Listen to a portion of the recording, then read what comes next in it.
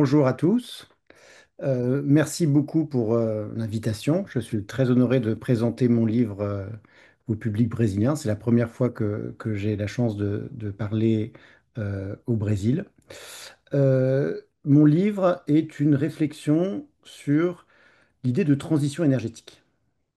Je voudrais montrer que cette notion, elle est à la fois extrêmement consensuelle, c'est-à-dire tout le monde est pour la transition énergétique, les entreprises, les gouvernements, les experts. Et pourtant, c'est une notion qui est radicalement étrange, radicalement hétérodoxe. Alors, quand je dis que c'est une notion très consensuelle, c'est vrai que quand vous écoutez le monde politique, il va de soi que face au changement climatique, eh bien, il faut faire une transition énergétique. Et moi, ce qui m'a intéressé en tant qu'historien, c'est que ce futur de la transition énergétique, il s'ancre dans une forme d'histoire, dans une histoire très particulière où par le passé, l'humanité aurait accompli des transitions énergétiques, serait passée d'une source d'énergie à une autre et que maintenant il faudrait en fait continuer cette histoire de transition énergétique.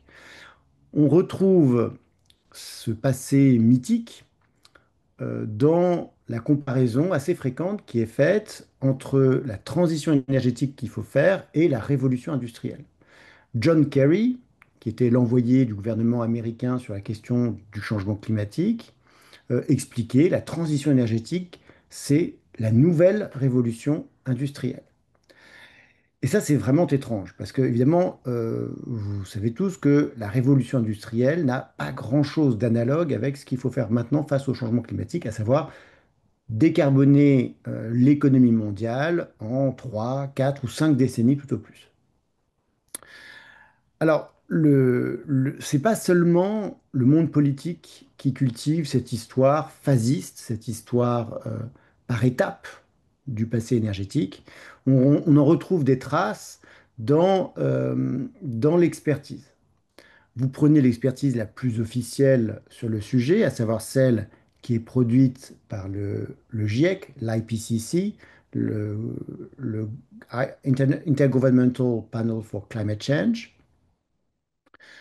Vous avez dans ce groupe-là une vision de l'histoire qui est tout à fait particulière. Par exemple, dans le dernier rapport de 2022, vous avez des phrases comme les transitions énergétiques peuvent aller plus vite que les transitions du passé. Ou bien une transition énergétique bas carbone doit avoir plus vite que les transitions du passé. Je pense que je n'ai pas besoin de m'attarder trop longtemps sur le fait que ces phrases sont vraiment étranges, puisque les transitions du passé, les transitions énergétiques du passé, renvoient à quelque chose d'assez mystérieux, puisque vous savez sans doute tous que pour l'instant, on ne fait que consommer de plus en plus de toutes les énergies primaires. On consomme de plus en plus de charbon, de plus en plus de pétrole, de plus en plus de gaz, et même de plus en plus de bois.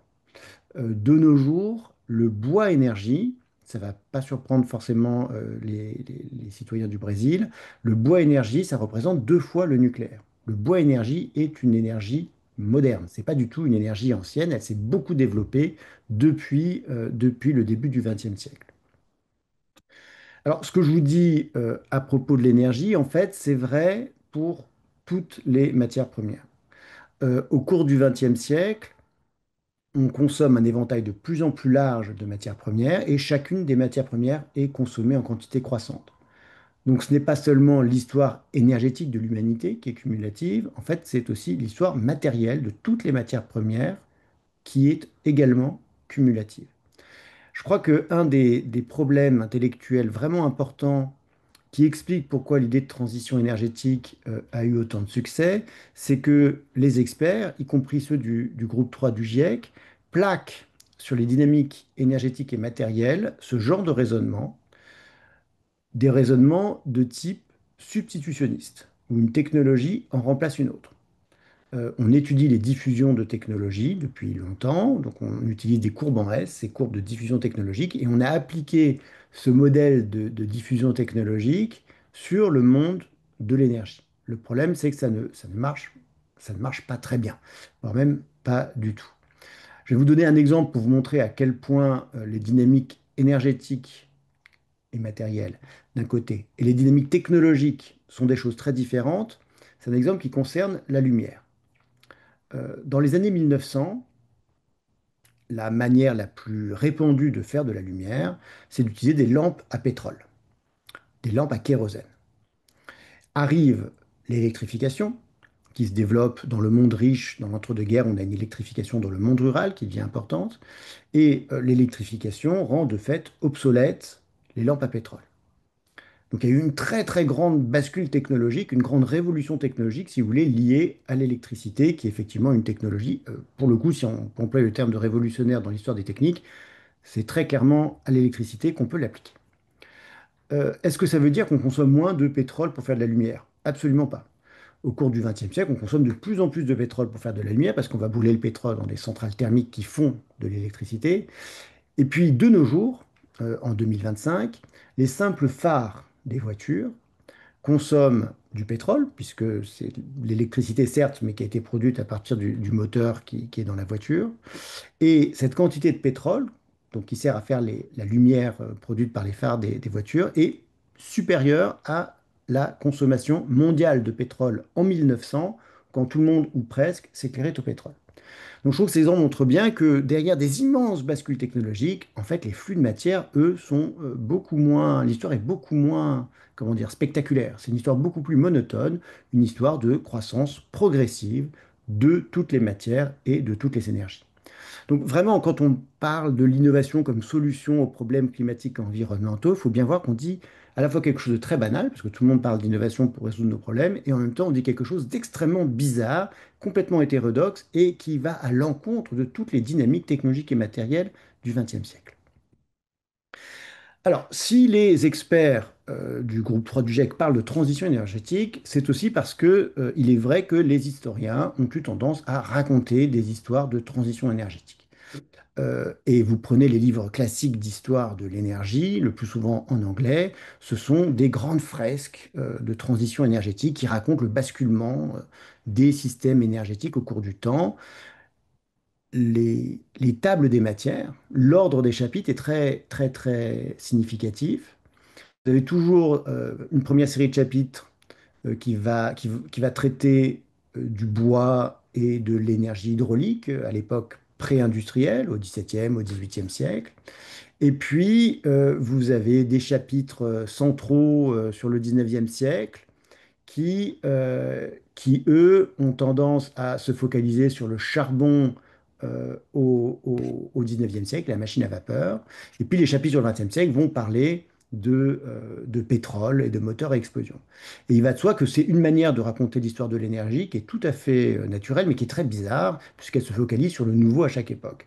Et résultat, on dit assez peu de choses sur l'explosion de l'hydraulique au 19e siècle pendant la révolution industrielle. En fait, il y a de plus en plus de moulins qui produisent de l'énergie sur les rivières. On utilise de plus en plus l'énergie éolienne, ne serait-ce que pour la navigation à voile. Il y a de plus en plus d'éoliennes fixes qui pompent de l'eau, en particulier en Amérique, et ça a un rôle historique majeur parce que c'est ça qui permet la mise en culture de toute une part du Midwest, en particulier aux États-Unis. Donc, en fait, les renouvelables explosent, si vous voulez, au 19e siècle euh, grâce au charbon. Une autre énergie qui ne fait que progresser au 19e et au 20e siècle, c'est évidemment l'énergie musculaire, l'énergie humaine. Il y a de plus en plus d'humains qui sont de mieux en mieux nourris et qui utilisent des dispositifs, des outils de plus en plus efficaces. Et donc les services énergétiques produits par le muscle humain aussi ne font absolument que croître au XXe siècle. Donc vraiment les énergies dites traditionnelles, elles se modernisent, elles croissent au cours du XIXe et du XXe siècle. Le deuxième point sur lequel je voudrais insister, c'est pas seulement que l'histoire de l'énergie, elle est cumulative, ce qui est assez évident quand on regarde des graphiques de dynamique énergétique sur la longue durée, comme celui-ci, c'est qu'elle est aussi symbiotique. Ce que je veux dire par là, c'est que les énergies sont étroitement reliées les unes entre elles. On a beaucoup trop étudié les compétitions entre les énergies primaires et pas assez la manière dont les énergies s'épaulent et s'entraident les unes les autres. Je vais vous donner un exemple. Vous avez devant vous un graphique tiré du livre classique sur l'histoire de l'énergie pendant la révolution industrielle, celui de Anthony Wrigley, Energy and the Industrial Revolution. Et vous avez donc quelque chose d'assez prévisible, l'augmentation importante du charbon, c'est le gris clair, Et puis, le bois de feu en gris foncé, vous voyez, diminue au cours du temps et finit par atteindre zéro au milieu du 19e siècle. Et donc, selon les historiens, l'Angleterre n'utilise plus de bois pour son système énergétique euh, à partir du milieu du 19e siècle. Alors, c'est une vision très particulière du système énergétique parce qu'en fait, l'Angleterre consomme en réalité de plus en plus de bois pour produire de l'énergie quand elle s'industrialise. L'Angleterre des années 1900 consomme plus de bois sous forme d'étais, donc sous forme de pit props, étais de bois d'œuvre, qui sert à extraire le charbon pour supporter les galeries des mines. Elle consomme plus d'étais que de bûches au XVIIIe siècle. Et en plus, comme c'est du bois d'œuvre, ça nécessite des surfaces forestières beaucoup plus importantes. Donc on peut calculer que l'Angleterre, uniquement pour produire de son énergie, pour produire du charbon, consomme 7 fois plus d'espace forestier que l'Angleterre pré-industrielle. Donc vraiment, bois et charbon, il faut penser ça ensemble. Les deux se marient très très bien. Elles fonctionnent en symbiose, ces deux matières et ces deux énergies. Vous avez devant vous une photo du port de Cardiff dans le Pays de Galles. Ce sont les étais qui servent à boiser les galeries des mines du Pays de Galles. Vous voyez, c'est d'énormes quantités de bois qui arrivent chaque année pour extraire du charbon dans le Pays de Galles. Tous les grands pays industriels, en fait, consomment de plus en plus de bois pour extraire du charbon jusqu'aux années 1950-60. Le cas le plus spectaculaire, c'est sans doute celui de l'Union soviétique, qui consomme jusqu'à 25 millions de mètres cubes de bois d'œuvre pour extraire du charbon. C'est souvent du bois qui vient de Russie centrale et qui sert à extraire le charbon ukrainien. Et dans la propagande soviétique des années 50-60, cette symbiose entre le bois russe et le charbon ukrainien est présentée comme un exemple de la fraternité entre les peuples de l'Union soviétique. Les grands systèmes techniques de la révolution industrielle qu'on associe très souvent, trop souvent et trop systématiquement au charbon et à l'acier, en fait, consomment de plus en plus de bois. Les chemins de fer, on aurait dû appeler cela des chemins de bois, parce que de fait, les chemins de fer consomment beaucoup plus de bois que de fer. Aux États-Unis, les chemins de fer à la fin du 19e siècle consomment 6 fois plus de bois que de fer. Au Brésil, les chemins de fer brésiliens brûlent du bois massivement, bien plus de bois que de charbon ou de pétrole, encore dans les années 1950-60. C'est pour faire avancer les chemins de fer brésiliens que sont créées les premières grandes plantations d'eucalyptus, un arbre absolument révolutionnaire qui fait énormément croître la production de bois parce qu'il a des rendements très très élevés. Donc vraiment, quand on pense charbon, il faut penser bois. Sans bois abondant, les pays industriels de l'Europe de l'Ouest, de l'Amérique du Nord, n'auraient eu que très très peu de charbon, donc pas d'acier, très peu de vapeur, pas de chemin de fer, pas d'industrialisation en vérité. Donc le bois est absolument central dans l'histoire industrielle des pays riches. De la même manière, on ne peut pas penser le pétrole sans le charbon. L'idée qu'il y aurait une transition du charbon vers le pétrole au XXe siècle est très étrange pour une raison très simple. C'est que pour faire... donc, le pétrole sert avant tout à faire avancer des voitures, et pour faire une voiture, il faut énormément de charbon. Ford avait besoin de 7 tonnes de charbon pour faire une voiture dans les années 30, c'est-à-dire autant en masse que le pétrole que cette voiture allait brûler dans sa durée d'existence. Donc c'est pour ça que donc ça c'est l'usine de Ford, une photo des années 50, bah, il y a un gros tas de charbon parce que le charbon est de loin la matière première la plus importante qui rentre dans la production d'une voiture, et c'est encore vrai de nos jours. Quand on prend les analyses cycle de vie de l'industrie automobile chinoise, qui est de loin la plus importante au monde, c'est environ 3 tonnes de charbon qui sont nécessaires pour fabriquer une voiture, qu'elle soit électrique ou à essence, peu importe d'une certaine manière, puisque une voiture, c'est avant tout un gros tas d'acier et donc un gros tas de charbon. Et c'est même pire que ça parce que le pétrole a besoin d'énormément d'acier pour être extrait, transporté, stocké, et en particulier énormément de tubes en acier. C'est de telles quantités d'acier que dans les statistiques, les tubes pétroliers sont rangés à part. Et résultat, on a un peu des ordres de grandeur. Par exemple, l'industrie pétrolière américaine dans les années 2000 consomme plus d'acier sous forme de tubes que toute l'économie américaine en 1900. Donc vraiment, il faut penser une fois encore que le pétrole est un énorme stimulus pour l'industrie de l'acier et donc pour l'extraction du charbon, puisque l'acier est fait aux trois quarts à partir de charbon. Puis à partir du moment où vous avez du pétrole, vous pouvez avoir des camions et une très grande révolution technologique qui repose sur des techniques pourtant pas très élaborées, c'est le camion à benne levante qui permet de diffuser beaucoup, de manière beaucoup moins coûteuse, le charbon et tous les pondéreux en général. Imaginez qu'avant les camions, pour transporter le charbon, ça se faisait à dos d'homme, avec des charrettes, des chevaux, des sacs. Et donc le charbon n'était abondant que là où il y avait des chemins de fer ou des canaux. Et partout ailleurs, le charbon était très cher. Et grâce aux camions à belle vente, en fait, donc dump truck en anglais, on a une aire de diffusion du charbon qui s'étend et donc on peut consommer plus de charbon. Euh, on a aussi un phénomène similaire à propos du bois énergie. Grâce au pétrole, le bois coûte de moins en moins cher parce qu'on peut l'extraire plus facilement grâce aux tronçonneuses, on peut le transporter plus facilement. Et donc on consomme de plus en plus de bois d'œuvre et aussi de bois énergie. Une grande transformation du système énergétique mondial depuis les années 1960, ça a été l'explosion du bois énergie en Amérique du Sud, au Brésil et aussi en Afrique. Le charbon de bois en particulier a énormément cru. On estime qu'en Afrique subsaharienne, la consommation de charbon de bois a été multipliée par 6 depuis les années 1960. C'est la première fois dans l'histoire de l'humanité qu'on a des villes de plus de 10 millions d'habitants qui utilisent du charbon de bois pour leur cuisson. Euh, une ville comme Kinshasa, largement plus de 10 millions d'habitants, consomme chaque année plus de 2 millions de tonnes de charbon de bois par an, principalement donc pour la cuisson. Paris, en 1860, qui était probablement la ville qui consommait le plus de charbon de bois à ce moment-là, consommait seulement 100 000 tonnes de charbon de bois. En fait, une grande ville comme Kinshasa consomme probablement plus de bois que la France entière ou que l'Allemagne entière dans les années 1860-1870, quoi. Donc vraiment, le bois énergie n'est pas du tout une technique, si vous voulez, obsolète. Au contraire, dans les pays du Nord, aux États-Unis et dans les pays européens, en fait, on consomme aussi de plus en plus de bois énergie. Vous avez devant vous des graphiques qui représentent toutes les énergies dites renouvelables aux États-Unis et en Europe. Le premier constat, c'est que malgré l'envol du solaire et de l'éolien, le bois énergie reste la première énergie renouvelable, et de loin. Il y a eu une très forte croissance du bois énergie depuis les années 2000 en Europe, liée au fait qu'on utilise de plus en plus de bois pour faire de l'électricité.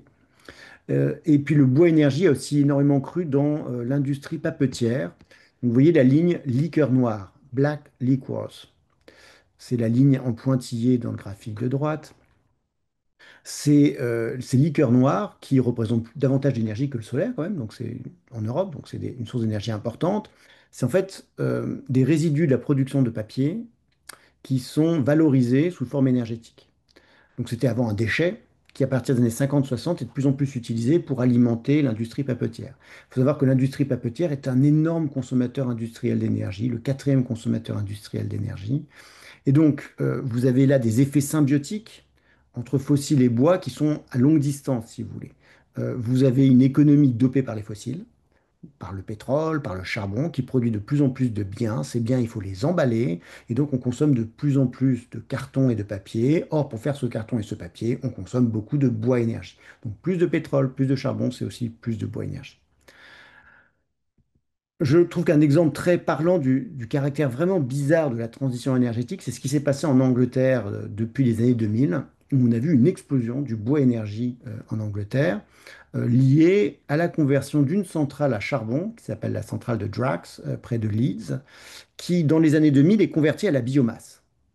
Biomasse, c'est un euphémisme, un mot de code, un nom de code pour dire du bois qui est produit en Amérique, principalement aux États-Unis et au Canada, qui est exporté en Angleterre. Il faut savoir que la centrale de Drax brûle chaque année 10-12 millions de tonnes de copeaux de bois. Ça représente au moins 4-5 fois plus de bois que ce que l'Angleterre brûlait au XVIIIe siècle. Ce qui montre bien, si vous voulez, enfin, c'est pas un très beau résultat après 2 siècles de transition énergétique d'arriver à ce résultat qu'en fait l'Angleterre consomme 4 fois plus de bois au moins pour produire son énergie qu'elle ne le faisait avant le charbon de la révolution industrielle, avant l'envol des renouvelables, etc., etc.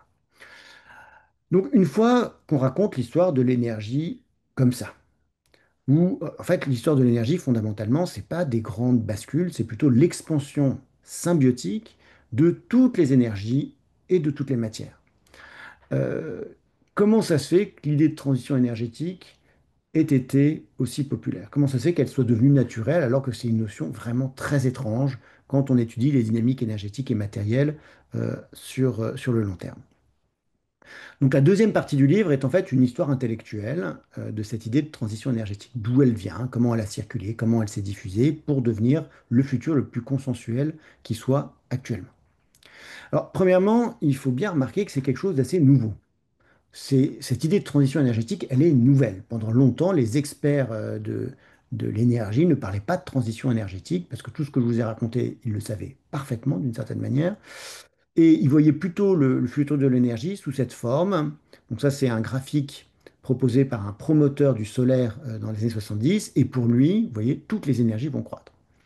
Dans le futur, au 23e siècle, il y aura du solaire, il y aura du nucléaire, mais il y aura aussi plus de charbon, plus de bois, etc., etc. Pendant longtemps, le futur de l'énergie a été pensé comme un présent agrandi, pas comme un présent radicalement différent où on aurait eu des grands basculements. Et ça, on le voit très bien dans les discours conservationnistes, donc des experts sur les limites du bois, combien on peut consommer de bois, combien on peut consommer de charbon, de pétrole. Ils se posent la question, par exemple, est-ce qu'il y aura encore du charbon aux États-Unis en 2200? Donc ça montre bien qu'ils n'imaginent pas de très grandes bascules vers d'autres systèmes énergétiques et matériels. Alors, les scientifiques qui sont les premiers à pousser l'idée de transition énergétique, ça vient d'un tout petit groupe, assez limité, qui sont en fait des savants atomiques, des atomistes, des physiciens nucléaires souvent, qui sont aussi des néo-malthusiens, très préoccupés par l'épuisement des ressources et par la croissance démographique. Le premier à inventer, à parler de transition énergétique, à ma connaissance, c'est ce chimiste américain, qui est un ancien du projet Manhattan, et qui emploie un terme de physique nucléaire, soit dit en passant. Parce que transition énergétique, ça vient d'abord de la physique nucléaire. Ça désigne le changement d'état d'un électron autour de son noyau. Et donc, en fait, Harrison Brown recycle une notion de sa propre expertise, de la physique nucléaire, pour parler du futur de l'énergie. Il mixe ça aussi avec transition démographique, qui était le terme clé du discours néo-malthusien, donc du discours sur le problème lié à la croissance démographique mondiale, qui était transition démographique, qui mélange ça avec transition énergétique, et ça donne ce terme de futurologie énergétique. Les savants atomistes, pourquoi en fait ils réfléchissent différemment des autres? C'est parce qu'ils réfléchissent à très long terme. Et c'est par exemple aussi des savants atomistes qui sont parmi les premiers à étudier de manière nouvelle le changement climatique. Euh, Dès 1953, un rapport de l'Atomic Energy Commission américaine explique que finalement, peut-être que la vraie limite à l'exploitation du charbon ne sera pas tant l'épuisement du charbon que le changement climatique. Et on trouve par exemple ce graphique dans ce rapport de 1953 où ils disent bah, il se passe quelque chose. On voit que le niveau des océans, donc c'est ce que représentent ces courbes-là, le niveau des océans, à la fois sur la côte Pacifique et sur la côte Atlantique, monte, ce qui montre bien qu'il y a une tendance globale au réchauffement. Les calottes glaciaires fondent et c'est lié à l'effet de serre et à l'utilisation des énergies fossiles. Donc vraiment très tôt, les savants atomistes réfléchissent à la question du changement climatique. Puis je ne peux pas m'empêcher de vous présenter cette courbe qui est sans doute une des courbes scientifiques les plus célèbres du XXe siècle. C'est la courbe de Killing, de Charles David Killing. Donc c'est une courbe très belle qui mesure la teneur en CO2 de l'atmosphère, qui est mesurée sur une montagne à Hawaï. Depuis 1957, Charles David Killing organise la prise de mesure. Donc c'est une courbe où vous voyez qu'il y a des oscillations annuelles qui sont liées en fait au printemps. Au printemps, comme il y a plus de végétation dans la partie nord de la Terre, parce qu'il y a plus de surface de continent dans l'hémisphère nord, et ben, au printemps, la végétation pousse et donc on pompe un petit peu de CO2 de l'atmosphère qui est ensuite relâché en hiver. Donc on voit vraiment toute la végétation du globe respirer sur cette courbe. Ça, c'est les oscillations annuelles. Et puis on voit aussi la lente exhalaison, le long souffle industriel de l'humanité qui brûle de plus en plus de charbon et de plus en plus de pétrole. Donc cette courbe, elle est vraiment très importante pour sensibiliser et puis pour montrer qu'il se passe quelque chose dans l'atmosphère lié aux énergies fossiles. Il faut savoir que Charles David Killing Il commence à s'intéresser au CO2 parce qu'il a été convaincu par ce monsieur, par Harrison Brown, que c'était un sujet très important. Parce que Harrison Brown, dès cette époque, dès 52-53, étudie la question du CO2 parce qu'il a bien conscience que c'est un sujet qui, à terme, sera un motif essentiel pour justifier les investissements dans le nucléaire. Alors, euh, une autre raison essentielle, donc, je vous ai dit, les savants atomistes pensent le très long terme, parce qu'ils défendent en fait une option technologique qui, a priori, n'a pas d'application immédiate. On pense que le nucléaire, dans les années 1950, il sera vraiment important à la fin du XXe siècle. Et donc, ils réfléchissent vraiment à des horizons temporels plus larges. C'est pour ça qu'ils se posent la question du changement climatique et qu'ils se posent aussi la question de l'épuisement des ressources fossiles. Un acteur très important, à mon avis, de cette idée de transition énergétique, c'est Marion King Herbert, qui est le théoricien du pic pétrolier, qui est un géologue, mais qui, en 1955, est recruté par l'Atomic Energy Commission américaine. Et il propose ces graphiques très spectaculaires. On voit effectivement une forme de transition énergétique dans le graphique du bas. Vous voyez qu'il représente tous les fossiles, et toutes les énergies fossiles forment un pic, parce qu'il regarde l'histoire de l'humanité sur 10 000 ans. Alors c'est sûr, quand vous regardez l'histoire de l'humanité sur 10 000 ans, le pétrole, le gaz et le charbon, ça s'épuise assez vite. Et puis tous les fossiles forment un pic parce qu'on compare, on contraste la petite quantité d'énergie contenue dans les fossiles à l'immense quantité d'énergie que permet de produire le nucléaire, en particulier le surgénérateur nucléaire. Donc il y a vraiment cette comparaison entre le pic fossile et le plateau énergétique infini que permet le surgénérateur nucléaire. Alors ce qui est intéressant, c'est de voir les temporalités de la transition énergétique quand elle est pensée pour la première fois par les savants atomistes, par les promoteurs de l'atome. Pour Marion King Herbert et d'autres, la fin des fossiles à l'échelle mondiale, c'est quelque chose qui va prendre très longtemps. Parce qu'ils savent très bien qu'il y a énormément de charbon sous terre quand on le prend à l'échelle mondiale. Et si vous faites attention, vous voyez que dans le graphique du bas, la fin des fossiles, il la met à mi-chemin entre 0 et 1000 ans. Alors évidemment, c'est très imprécis, mais c'est dans très longtemps. La fin des fossiles, c'est 23, 24e, 25e siècle. Donc on a le temps de voir venir. C'est dans 400 ans.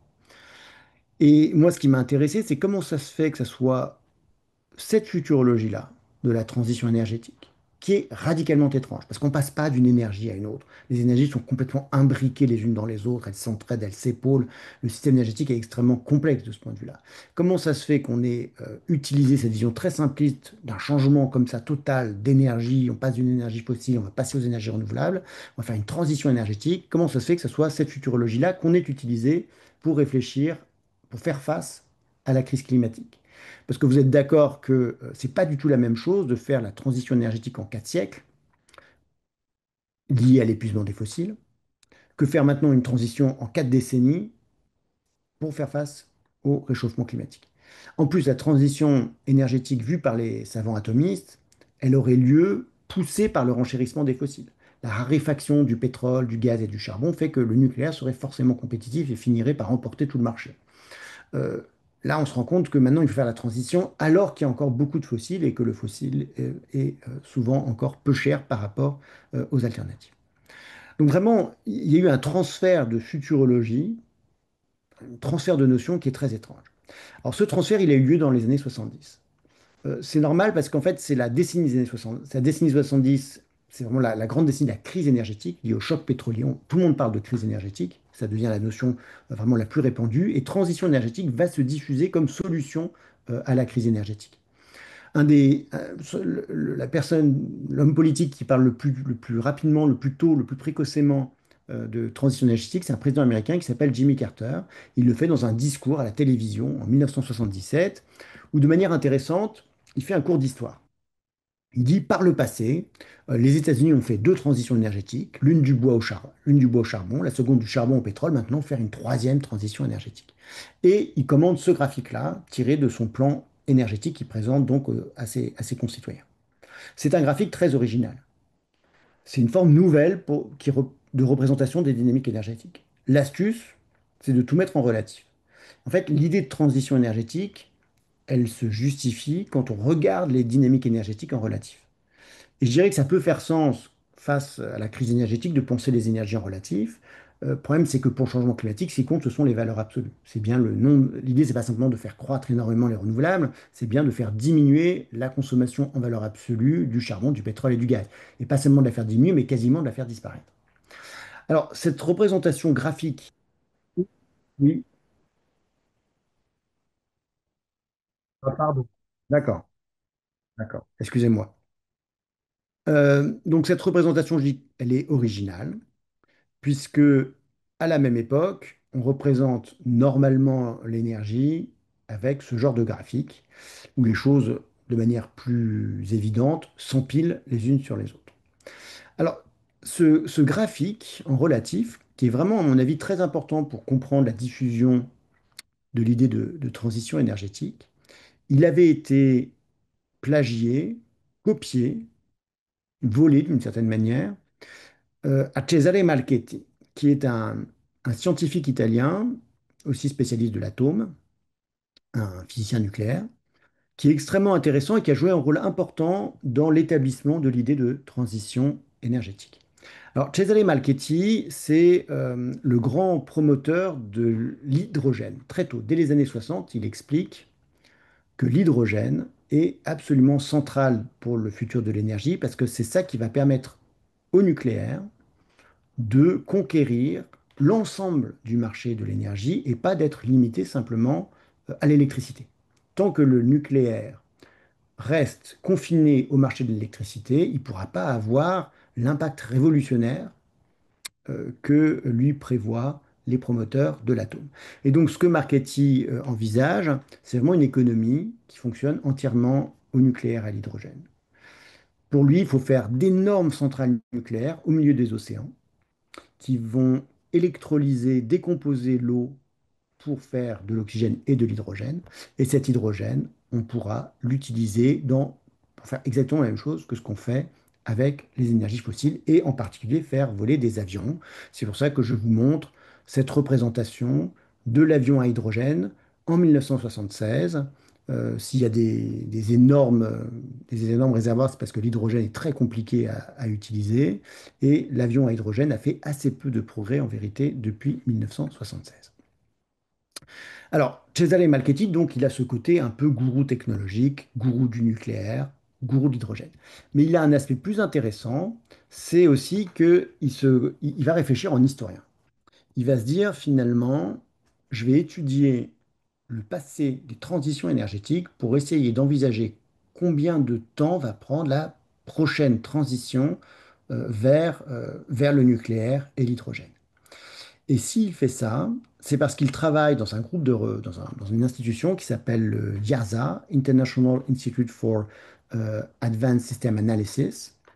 Le IASA, donc, qui est un institut créé à Vienne dans les années 1972, il a comme mission de répondre au rapport du Club de Rome, le rapport Halte à la croissance, le rapport Meadows, dont vous avez sans doute entendu parler. Ce sont des scientifiques du MIT qui ont été financés par le Club de Rome pour modéliser le futur de l'humanité en utilisant des ordinateurs, ce qui est nouveau à cette époque.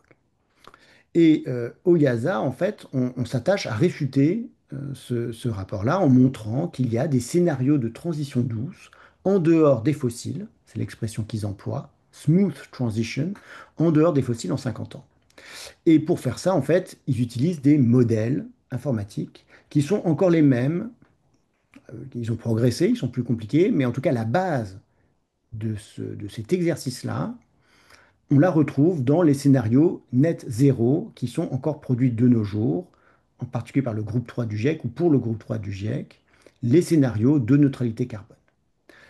Les modèles messages, MEDE, sont codés, créés au milieu des années 70 et ils sont encore avec nous aujourd'hui. Et Marchetti ne croit pas à ce travail de scénarisation. Il dit en fait, avec les ordinateurs, vous faites autant de scénarios que vous voulez. Vous rentrez différents paramètres, vous avez des scénarios différents. Et pour lui, l'énergie ne marche pas comme ça. Le système énergétique mondial est doté d'une telle inertie qu'il vaut mieux en fait regarder ce qui s'est passé historiquement, projeter et ensuite projeter pour comprendre les dynamiques futures.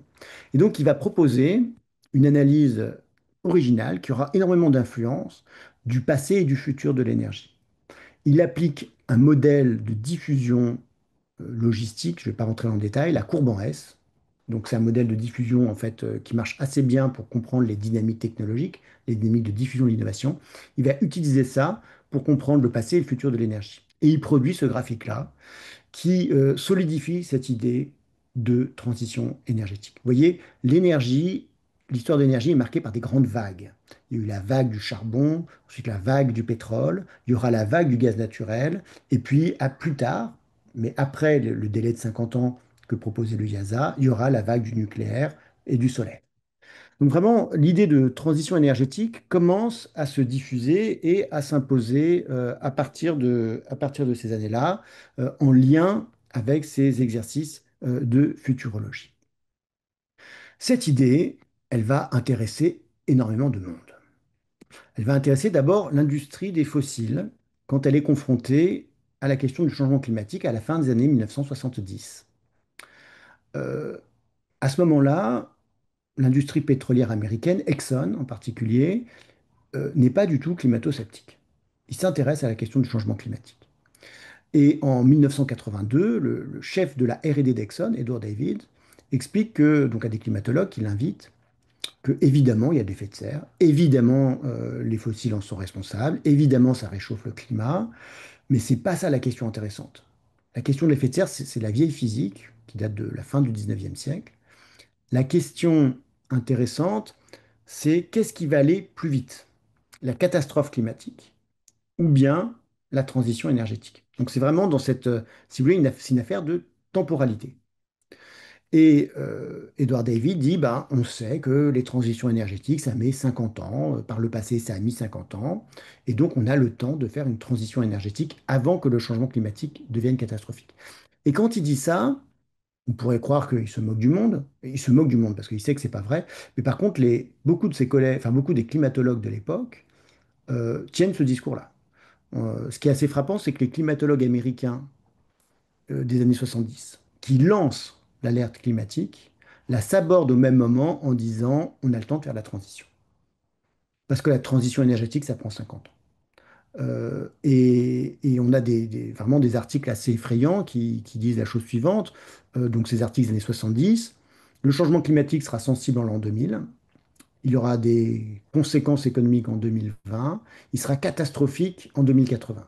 Mais quand on parle de 2080 en 1980, ça paraît de la science-fiction. Et la conclusion, c'est que bah, il va de soi qu'entre-temps, on aura fait une transition énergétique.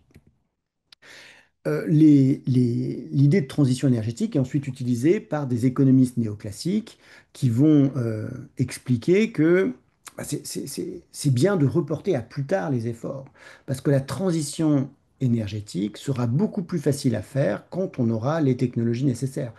C'est la stratégie défendue par William Nordhaus, un économiste américain, qui obtiendra le prix Nobel d'économie en 2018 pour ses travaux sur le changement climatique. Et il tient exactement ce raisonnement. Euh, la transition, il faudra la faire, mais il ne faut pas la faire tout de suite parce que ça nous coûterait trop cher. On va la faire, donc ces articles vraiment les premiers articles d'économie sur le changement climatique, en particulier un papier de 1975, qu'il écrit d'ailleurs en étant au IASA, dit bah, en fait, on fera la transition énergétique plutôt à la fin du XXe siècle. On aura les technologies pour, l'économie sera plus importante, donc ça nous coûtera moins cher relativement de faire la transition énergétique. Donc vraiment, cette idée de transition énergétique a joué un rôle de justification de l'inaction climatique dans la théorie économique. Et elle s'est aussi très largement diffusée dans la théorie économique pour une raison très simple, c'est que les premiers économistes du climat, étaient les économistes de la crise énergétique.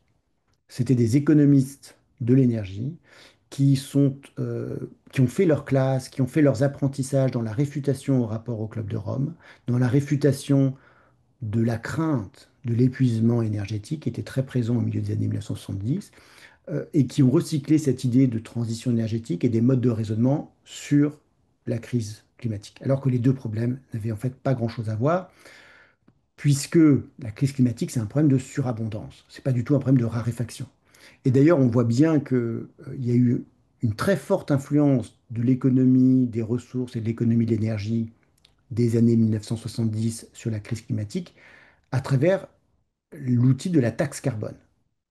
La taxe carbone, qu'est-ce que ça fait en fait dans l'économie du climat? Ça sert à simuler l'effet d'une raréfaction des ressources sur l'économie. Donc en gros, bah, le pétrole, charbon, il y en a plein, mais c'est pas grave, on met une taxe carbone qui fait comme si en fait ça se raréfiait, donc les acteurs économiques s'alignent sur une trajectoire de décarbonation liée à la raréfaction. Mais c'est en fait une sorte de simulation artificielle, si vous voulez, d'un effet de l'épuisement. L'idée de transition énergétique, enfin, séduit beaucoup les gouvernements, en particulier le gouvernement américain. Euh, à partir de, donc, enfin, vraiment, aux États-Unis, c'est en 1979 que la question du changement climatique émerge fortement. En 1985 est créé un groupe d'experts, une quinzaine de climatologues, réunis par le PNUE, le Programme des Nations Unies pour l'environnement, UNEP, et par l'Organisation météorologique mondiale. Et ce groupe-là, en 1986, rend un rapport qui dit, bon, bah, il faut vraiment faire quelque chose. On sait qu'il y a du changement climatique, ça fait longtemps maintenant qu'on en parle, il faut organiser une diminution des émissions de CO2 à l'échelle mondiale. En 1988 est créé, en 1988, pardon, se tôt, la première, enfin une conférence, pas la première, une conférence sur le changement climatique qui reprend les recommandations de ce groupe d'experts et la déclaration finale de la conférence de Toronto, où siègent déjà des représentants des gouvernements, dit voilà, il faut réduire de 25% d'un quart les émissions avant l'an 2000. Et pour ce faire, il faut mettre une taxe carbone dans les pays riches, dans les pays industriels, qui va servir à financer l'adaptation dans les pays pauvres. Quand le gouvernement américain, donc c'est sous George Bush, entend ça, il dit mais qu'est-ce que c'est que cette affaire? On ne va pas laisser quelques climatologues et quelques bureaucrates de l'ONU nous dicter notre politique énergétique. Et c'est pour ça que les États-Unis, mais aussi l'Angleterre, vont pousser très fortement pour la création d'un nouveau groupe d'experts qui sera le GIEC, the IPCC. Et la lettre importante dans IPCC, c'est le I, c'est intergovernmental, intergouvernemental. Euh, Quand on voit les consignes données aux diplomates américains, c'est de dire il faut que dans ce nouveau panel d'experts, on n'ait pas simplement des représentants des ministères de l'Environnement, des représentants des ministères de la Recherche. On veut des représentants du ministère de l'Agriculture, des ministères de l'Industrie, des firmes électriques, des entreprises pétrolières, etc., etc. Donc il faut mettre des gens sérieux dans la boucle. Et donc, c'est pas très surprenant quand on voit en fait la composition du GIEC au départ, de voir qu'il y a des gens qui sont de fervents défenseurs des fossiles. Le premier président du groupe 3 du GIEC, donc celui qui est chargé d'étudier euh, l'action, les solutions, c'est Robert Weinstein, qui est un Américain et qui est ouvertement climato-sceptique. Ça peut sembler bizarre qu'un président de groupe du GIEC soit climato-sceptique, mais le président du groupe 2 était également climato-sceptique lors de sa création. C'était un Russe qui s'appelait Yuri Israël, qui était un des rares météorologues climato-sceptiques à ce moment-là. Robert Einstein est aussi le représentant américain à la conférence de Rio au Brésil en 1992, cette grande conférence qui lance, euh, disons, la prise en charge internationale de la question du changement climatique, une conférence vraiment historique, ou du moins c'est ce qu'on dit. Euh, alors Robert Einstein, il prend ses ordres auprès de George Sununu, de John Sununu, pardon, qui est le chef de cabinet de George Bush. Et quand on voit les discussions entre les deux hommes, on comprend le statut parfaitement rhétorique de l'idée de transition énergétique. John Sununu dit à Robert Einstein, bon alors à Rio, tu vas, on va pas se fixer des objectifs d'émissions pour les États-Unis. Hors de question que les États-Unis se lient par un traité international à réduire les émissions. Donc, no target, pas d'objectif.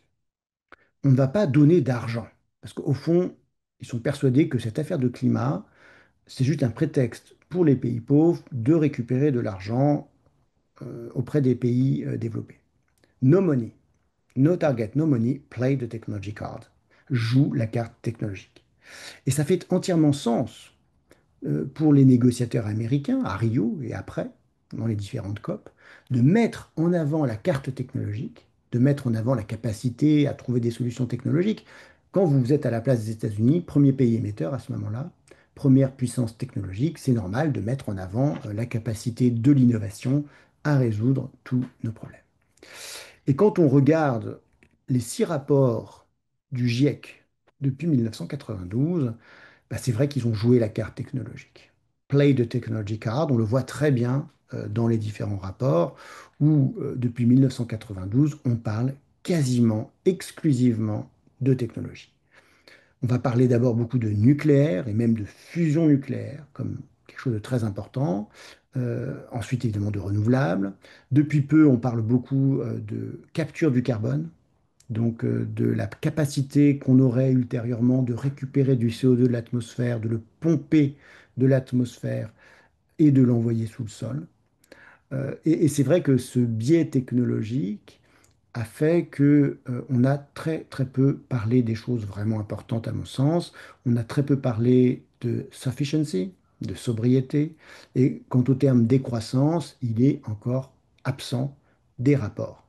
Il aura fallu attendre 2022 pour que la question de la sufficiency, de la sobriété, joue un rôle modeste, mais un rôle quand même apparaisse, si vous voulez, euh, dans ces rapports. Donc, vraiment, si vous voulez, à mon avis, cette idée de transition énergétique a très profondément orienté l'expertise sur qu'est-ce qu'il faut faire face à la crise climatique. Ça a profondément orienté la discussion politique sur la crise climatique. Et le problème, c'est que cette idée de transition énergétique, ça reste qu'une idée. Ce que je veux dire par là, c'est que quand on regarde les prospectives des agences internationales, comme l'Agence internationale de l'énergie, ou bien l'équivalent américain. Euh, on ne voit pas venir de transition énergétique. On n'est certainement pas dans une dynamique de bascule des fossiles à autre chose, pour une raison assez évidente, c'est que ce n'est pas comme ça que fonctionnent les dynamiques énergétiques. Pas du tout. L'Agence internationale de l'énergie, dont je vous montre les, les scénarios actuels, voit au mieux une stagnation du pétrole et du gaz et une diminution du charbon, grâce en particulier à l'essor du solaire, mais certainement pas une sortie des fossiles en 50 ans comme il faudrait qu'on le fasse pour répondre aux objectifs de l'accord de Paris et pour éviter de dépasser les 2 degrés en 2100. Donc moi, ce qui m'a intéressé, au fond, c'est de voir comment cette idée de transition énergétique, euh, elle s'ancre dans une histoire fausse.